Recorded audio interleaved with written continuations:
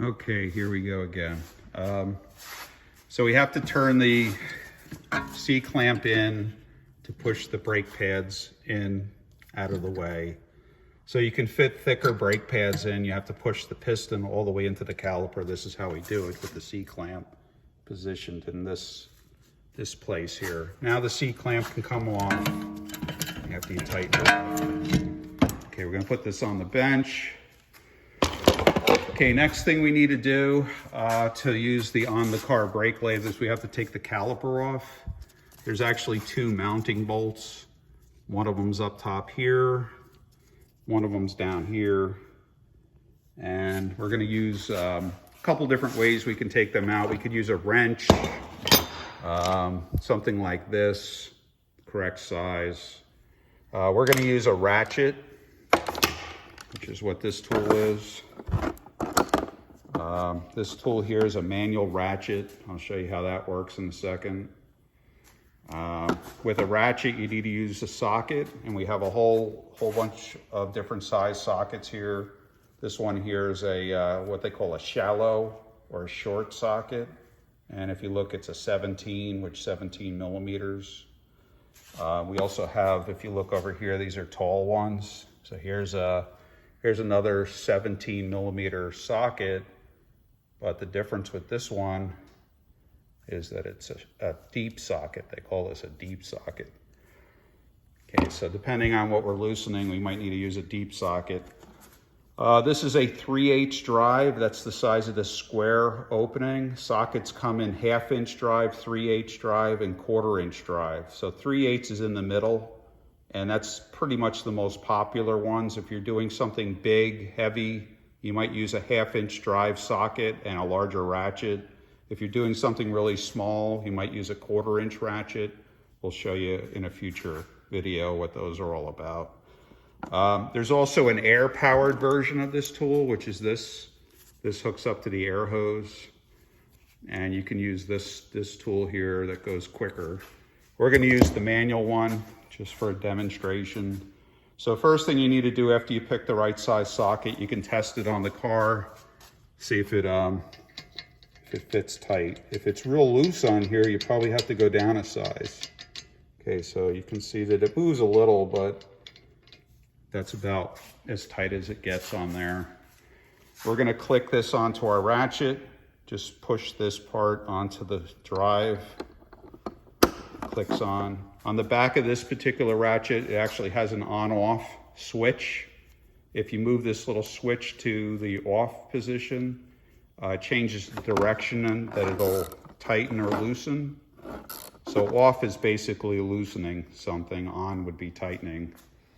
We're gonna come over to the vehicle. What we have to do is put it on the bolt, and we're gonna just kind of hit that, break it loose. These are usually pretty tight, so you might have to use two hands. But look how this works. If I lift this up, you can see how it clicks and then it grabs, clicks and grabs. So that's how a ratchet works. It turns it one way, clicks back the other way. So I'm gonna keep loosening it up. Then I'm gonna go to the bottom one, do the same thing.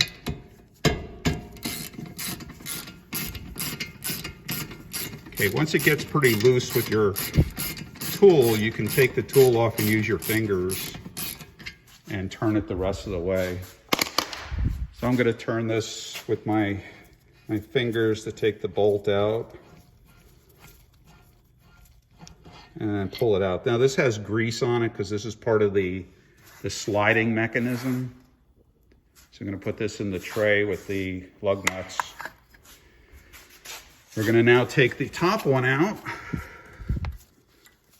And again, you can usually use your fingers once you get it loose. And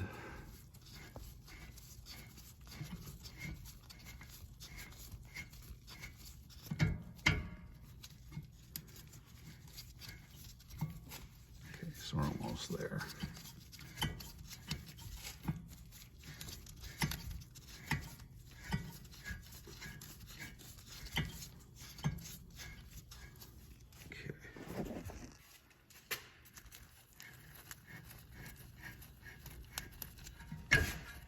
So we're gonna pull that bolt out of there. All right, so again, this has grease on it and stuff, so you wanna put that in the tray. Okay. All right, so back to the caliper. Now the caliper's heavy because it's steel or cast iron. We don't want to hang it by the hose. This hose here, we can look at it real quick and see if there's any cracks or leaks. Shouldn't be any leaks here. Shouldn't be any leaks around here, and no cracks in the hose. You don't want to hang the caliper because you can stretch it. You can cause it to start leaking. So we're going to use one of these bungee cords to hang the caliper. I'm going to loop this around something up underneath in the suspension. I'm going to stick it around up here. Okay, like something like this. And then I'm going to just hang the caliper by that. I have to kind of put the phone down because I can't do this with one hand. So just pull this off and hang it, and then I'll show you what I did. Okay. So you can see now I just kind of hooked the caliper on there. You can see it's not hanging by the hose now. It's hanging by the bungee cord. All right, next thing we need to do is take the brake pads off. You can see there's two brake pads here. I'm going to take this first one off. Just pops out. These are pretty thick. We'll measure those, see how much we have left. So I'll put these over here. These are about half worn. This other one here in the back, I'm going to pop that one out. You can see on the side, if you look closely here, you can see the wear indicator. See this little metal tab? See how much the pad is sticking above that? That means you have all that pad left. That's a lot of pad. So if somebody's changing your brakes and they look like that, they're basically ripping you off. You got enough pad there for another 20,000 miles. All right, here's our rotor that we're gonna be machining.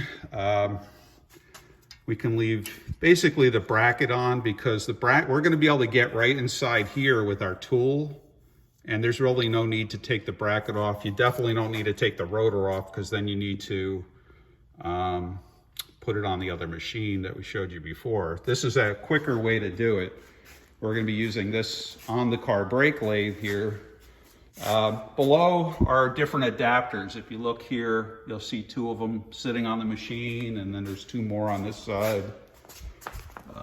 What you need to do is find the adapter that's gonna fit on the vehicle. So this is the smallest adapter that we have, this one. I believe this is the right one, but if we grab one of these other ones, let me grab this one here. These are on like hooks. What we need to do, this is kind of like a universal adapter. We have to see if it fits on the vehicle. Now, this actually has 5 openings, and if you look, that only has 4 studs sticking out. So this is definitely not the right one. You need to have 4. This one here might work. It has a whole bunch of holes in it. So I bring it over here, see if it fits on there. And no matter which way I try to position this on, it doesn't work. So we can't use that one. Let's try the little one here. So we're gonna put this on. There you go, goes right on there. All right, now we need to put some lug nuts on to hold this in place. They give you a whole bunch of lug nuts with the tool, with the machine. These are for different types of cars. They give you like a couple of each size. I believe, let's see, I think it's these here that we need. So I'm gonna bring one over and try it. See if it threads on okay with my fingers. Okay, so you just wanna hand tighten this. Okay, that one went on okay. If it doesn't go on, that means you got the wrong lug nut. You gotta get one that spins on with your fingers. They look the same, like these two here look the same, but this has a different thread. It says 1.25 on the back, and this one says 1.5. That has to do with the threads on the inside. One has a closer thread than the other, and it's not going to thread on here. So if you get an air gun on there and you try to zip it on there, you're going to damage something. If you can't tighten it with your fingers, that means there's something wrong. And using an air gun might put it on, but it's going to destroy the threads as it installs it. Okay, so we have 4 of these. We have to just hand tighten for now. Get the last one. Hand tighten. Now, hand tighten isn't good enough. We need to tighten it with a tool. They recommend a hand tool. Don't use an air gun. So we're going to get a socket that fits on here. And then we're going to just use a regular ratchet just to snug these up. So we're going to use our ratchet we were using before. The difference now is, though, I have to switch this to on because I'm tightening it now instead of loosening something. So I changed the position of this little switch. So I'm just going to snug these up. I kind of crisscross a little on each side. Okay, so again, just snug it up over here. Make sure that's tight. And then this last one up here. Okay, so that's tight. That's tight. Okay, and then the last one up here, just make sure everything is tight. Okay, so that's mounted on there. Okay, next thing we're going to do is we're going to bring the machine over that we're going to use to cut the rotor. So we have to bring this over to the vehicle. Now we're going to have to position the machine so it's even with the wheel that we're going to be cutting. So I got to lower the lift down. If you're on the lock, which we are because we lowered it down, you're going to have to lift the lift up a little to get it off the lock. So I'm going to hit this green button. And I have to basically pull this lever down and push this lever down at the same time to lower this lift. So I'll do that while holding my phone. Okay, so that's letting me lower it. I'm just looking to see if we're going to be even. Okay, so that's pretty close. So we lowered it down so it's pretty close to even with the piece of equipment. All right, just to show you a couple things on here before I attach it, there's this cutting head right here. This is basically where the 2 cutting bits are that cut the rotor, these 2 things here. They have to be centered right in the middle of this part of the rotor. There's a bolt right down here. You can see where I'm pointing. See how it's slotted? If I use this tool right here, and I go down inside where this is, I can loosen this and I can slide this way to get it centered in between this part. If it's way off, see how there's other holes in here? I can take this bolt out completely and reposition this whole top part into another hole, and then I can move it further one way or the other. So right now I know I'm pretty close to where I am. I'm gonna make the final adjustment once we get closer. But for now, let me pull the tool out. All right, what we need to do, we're gonna move this part in. Now notice there's a pin sticking out of here, right here. I'm pointing at it.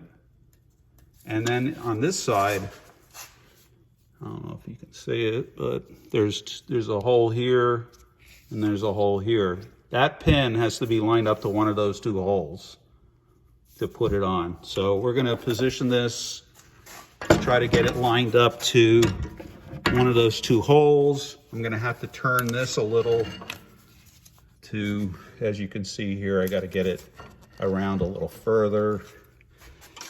Looks like I have to lift the lift up a little. Right now it's like angled down a little, so I'm gonna go up just a little with the lift. Okay. So I'm gonna get this lined up. All right, let me move this out of the way.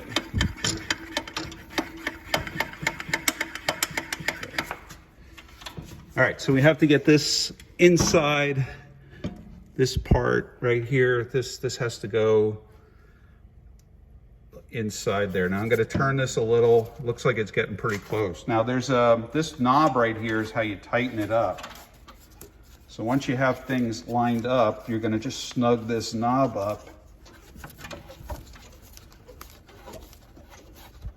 And that will cause it to lock onto that adapter there. Okay, so we have to make sure we hand tighten that as tight as we can get it with our hands. All right, I'm gonna plug the machine in just to test it right now to see if it's working properly. Okay, so this we're gonna plug into the extension cord here.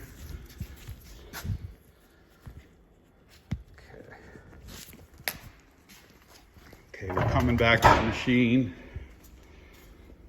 Okay, this is tight. Over here on this side of the machine, you'll see a switch. I'm gonna push down on this switch on the left side. Okay, that's gonna energize the machine.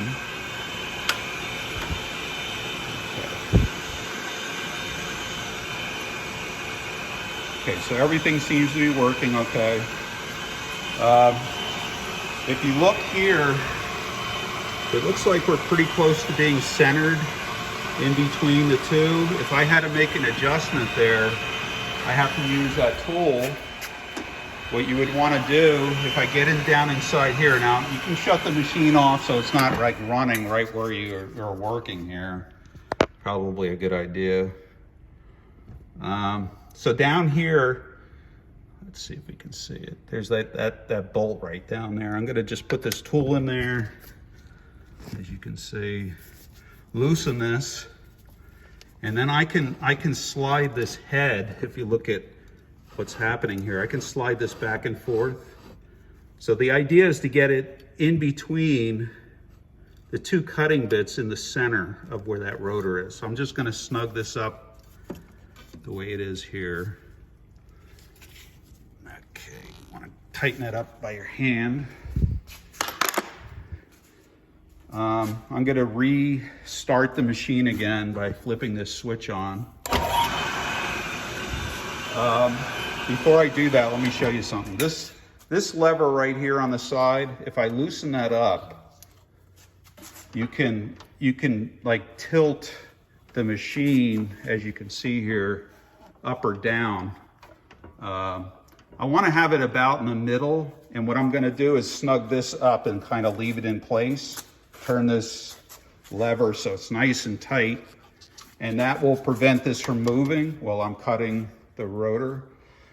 Okay, next thing we need to do is we're going to turn the machine back on. Now, this machine, if you look at it closely while it's running,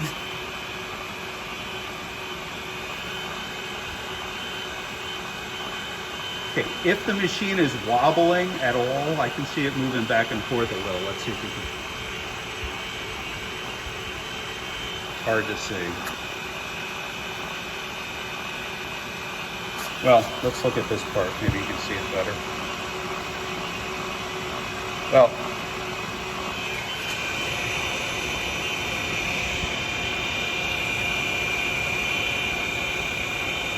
all right. The machine cannot be wobbling because there's some run out. We call it run out in between these pieces. So there's actually a computer on the side of this machine that right now it says that it's ready to do its job, but you need to press the start button and it's going to take all the run out. It kind of clicks a little. It's doing some magic right now. When these two lights light up green, that means that it basically straightened itself out automatically. This is what we call compensating for run out. Okay, so once the two green lights light up, we're ready to go.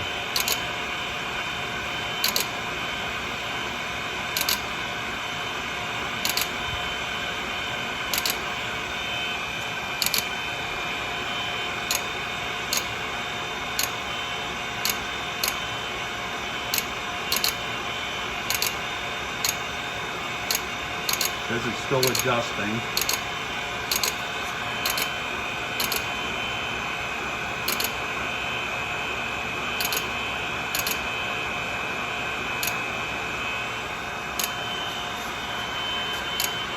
Let's try and shut it off for a minute.